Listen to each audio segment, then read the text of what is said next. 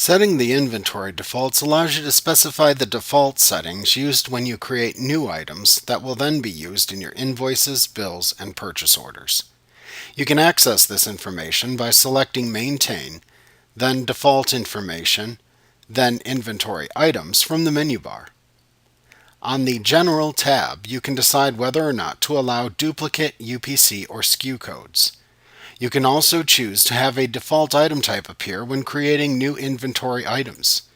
If you choose to use this feature, select the desired default type from the Default Item Class dropdown within the Item Class section. On the Ordering tab, you can choose whether or not to include quantities placed into purchase orders when calculating the quantity available of a product. You can also set the out-of-stock warning message used within the sales invoice and receipt windows. You can set the sales order windows out-of-stock warning message as well. In the Auto Creation of Purchase Orders section, you can specify to automatically create purchase orders for both dropship and non-dropship transactions in Sage 50 if desired. On the GL Accounts and Costing tab, you can specify which General Ledger or GL accounts to use by default when you create items of the various item classes listed. You can also select the default Freight General Ledger account here as well.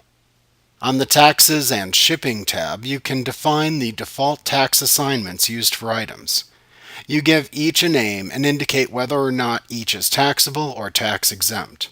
In the Ship Methods section, enter up to 10 shipping methods from which you will select when you enter customer and vendor transactions later. These methods should be entered from top to bottom, from most frequently used to least frequently used. On the Custom Fields tab, you can create up to 5 additional fields which you would like to use to track additional custom data about your transaction items. You create the names of the fields you want to track here. Then, when you create the new items later on, you can enter the specific values for each field you have created. On the Price Levels tab, you can create up to 10 price levels, which allow you to vary the price of an item based on a calculation that you specify.